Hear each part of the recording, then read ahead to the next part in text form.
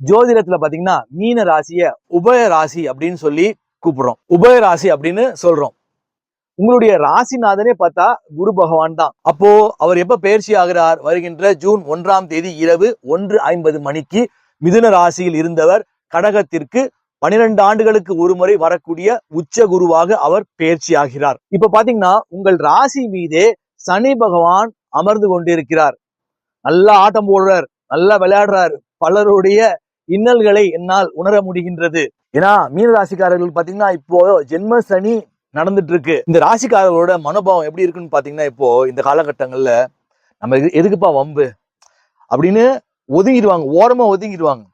ஆனா இவங்களே பேசாம போனாலும் அந்த நம்மளை தேடி ஏற வருதுன்னு சொல்லுவாங்கல்ல, அது மாதிரி உங்களை தேடி நீங்கள் கற்பனை செய்து பார்க்க முடியாத சில சம்பவங்கள் உங்கள் வாழ்வில் நடைபெற்றிருக்கலாம். ஏன்னா உங்களுடைய ஜென்ம ராசியிலே சனி பகவான் அமர்ந்து கொண்டிருப்பதால் அது போன்ற நிகழ்வுகள் ஏற்படலாம். இப்போ பாத்தீங்கன்னா நீங்க எதை தொட்டாலும் பிரச்சனை, தடை, மனக்குழப்பம், வம்பு, தேவையில்லாத வம்பு வழக்கு, இப்படி போயிட்டு இருக்க உங்க வாழ்க்கையில ஒரு வெளிச்சத்தை, ஒரு 1000 வாட்ஸ் பல்பை போட்டா எப்படி இருக்கும்? அதுதான் உச்ச குருவானவர் செய்ய போகிறார். அதுவும் இல்லாம உங்களுடைய ராசிநாதன் மீதே உச்ச குருவின் 9ஆம் பார்வை விழுவதால் சகலவிதமான தோஷங்களையும் நிவர்த்தி செய்வார். அதே போல உங்களுடைய பாக்யஸ்தானத்தை உச்சகுரு தன்னுடைய 5ஆம் பார்வையால் பார்க்கிறார்.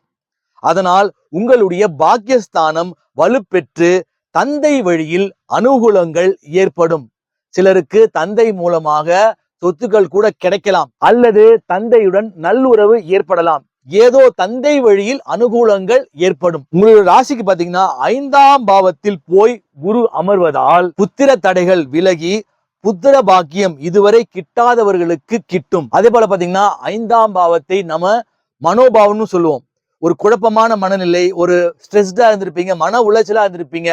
அப்ப உச்ச குரு அங்க உட்கார்றாருன்னா அங்க உங்களுக்கு வெளிச்சம் போட்ட மாதிரி ஒரு கிளாரிட்டி கிடைச்சிடும். உங்க மைண்டுக்கு ஒரு கிளாரிட்டி கிடைக்கும். அதே போல பாத்தீங்கன்னா கணவன் மனைவி பிரிந்த உறவுகள், காதலர்கள் மறுபடியும் தொடர்பு ஏற்படுவதற்கான அனுகூலமான காலமாகவும் வருகின்ற குரு பயிற்சி அமையும். மீனராசி அப்படின்னா அது ஒரு கடல் ராசி. அதே போல கடகம் என்பதும் ஒரு நீர் ராசி.